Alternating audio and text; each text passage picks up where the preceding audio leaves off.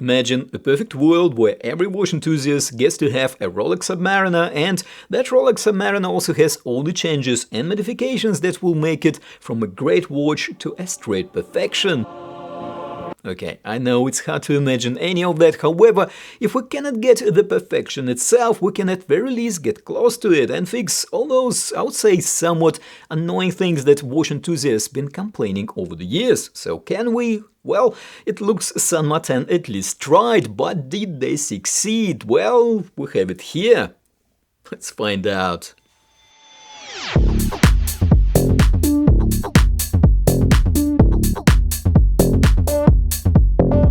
Hello and welcome back. Okay, Sanmartin did a few changes to this timepiece, which homages, of course, one of the very popular divers. So the changes that Sanmartin did here, in my view, address a number of areas that quite a few watch enthusiasts complained over the years, and some, I believe, still do. And by the way, I'm not talking about the obvious things like absence of cyclop, for example, but there are some other more intricate and subtle changes that Sanmartin implemented here, and we will, of course, get to each and every one of those. But before we do, a quick disclaimer: Sanmartin did send me this watch and I don't have to send it back. In return, I promise to share a comprehensive review of this timepiece and also to direct you to their store and product listings on AliExpress, which I believe has one of the sharpest, if not the sharpest prices possible on this watch. So, of course, all the links will be in the description of this video. Right, design. Okay, it's kinda clear where Sanmartin got its inspiration from, however, as I mentioned, there are a number of areas where they did some interesting changes, and I will go through those changes as we progress through this detailed review. One thing I do need to point out: even though this watch might look familiar, Sanmartin only had a no-date version of this watch and only released the date version of this design recently. So we are looking here at a very new updated model that was released only a couple of weeks ago. So Sanmartin offers this watch in 4 different options, with solid black background dial that I have here and with a blue-black gradient. And on top of it, we also get to choose 2 different handsets, a Mercedes style or a SWAT style hands. I like the idea of SWAT style hands, but I don't think you will be fooling anyone as to which iconic diver this Sanmartin is paying tribute to.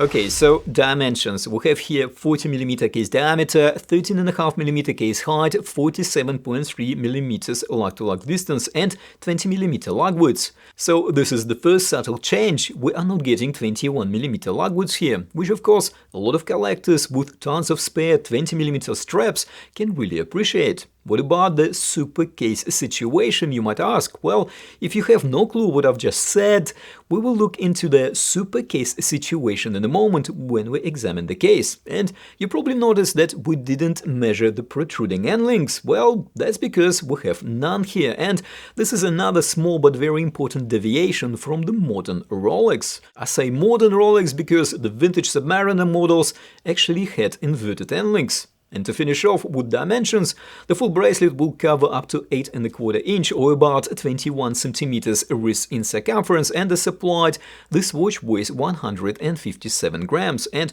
145 grams after adjusting it to my about 7-inch wrist. So if you're familiar with Rolex proportions, the models after 2020 had increased lug size to 21mm, making the lugs look somewhat slimmer, and therefore the whole case looked less squarish and less bulky, something that collectors refer to on pre-2020 models as super case, and despite the cool sounding name, it wasn't everyone's favorite. So what Sanmartin did here, instead of making the lugs 21mm, they actually made the lugs a bit more slimmer, and as such making the case look a bit less bulky and the flow between the case and the bracelet more elegant. Now, further examining the case, we will notice that we have almost no high polished surfaces here. Most of the case is brushed, apart from the crown guards and the thin chamfers that run along the flanks of the case. I actually like this approach to finishing because I think it is more practical and will reduce the visibility of potential scratches. When it comes to crown and crown guards, well, no surprises here. We have somewhat typical diver design lines, which by no means is a bad thing. The screw-down crown is signed with Sanmartin logo, and together with the scroll back case allows for very practical declared not 200 meters but 300 meters of water resistance. Now, the back case, as we already got used to with Sanmartin, is quite an eventful affair, so let's move to the bezel. Right, well, here it looks like Sanmartin decided to stick to the script as much as possible, so no design surprises. However, I must say that the bezel action on this ceramic insert 120 click unidirectional diver bezel is simply outstanding. It seems that with every Sanmartin diver I get for review, the bezel action, which is already excellent, just keeps on getting better and better. The resistance is very good, there is no backplay to speak of, the rotation is crisp and ratchety, and the alignment is spot on. And here is how it sounds.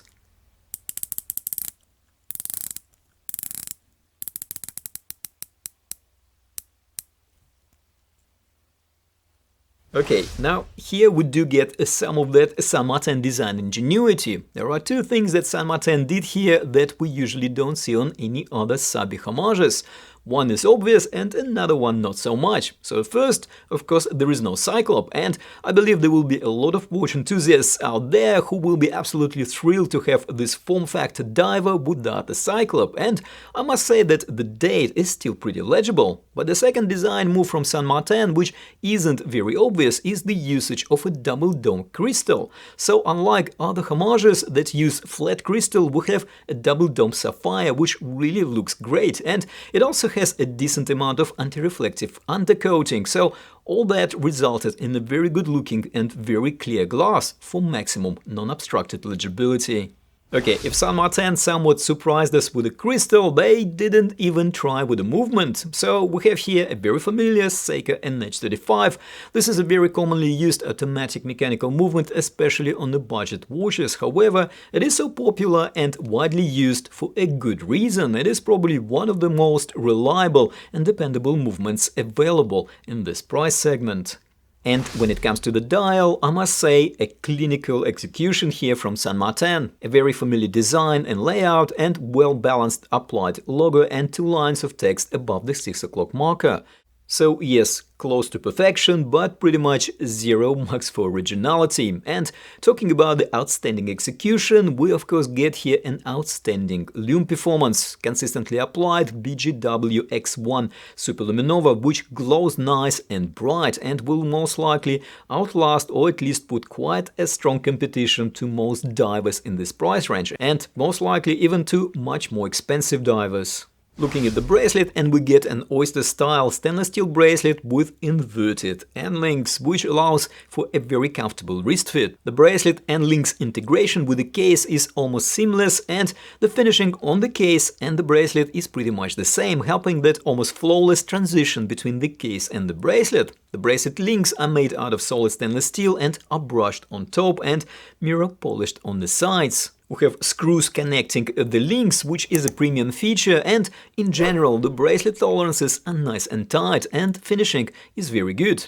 And then we get to this already very familiar but still excellent Sanmartin fully milled double pusher clasp with on-the-fly adjustment. The clasp is also brushed on the top and on the sides with a thin, high-polished chamfers running along the flanks, kind of mimicking the finished theme of this watch overall. Okay, let's look at the price before we draw a verdict. At the time of making this video, this watch was priced at around $230-ish. However, during the sales, and I believe there is one happening right now, this watch can be found for as low as $211, or maybe even lower if you get some kind of additional store vouchers or coupons. So the big question is, of course, is it worth the asking price, and should you buy it? Well, to answer the first part of this question, this watch, as pretty much most of the Sanmartin watches I've reviewed so far, represents a great value for money in terms of build quality, quality of finishing and materials used, plus not to forget the excellent lume. So yes, worth every penny in my books. Now, when it comes to the design, well, personally I think it is somewhat cheeky nod to Rolex famous diver, and at the same time with some interesting and, I must say, very practical design tweaks. And if this is the style of watch you're after, this could be a very interesting alternative, if you like, to adjust straightforward and possibly boring clamages.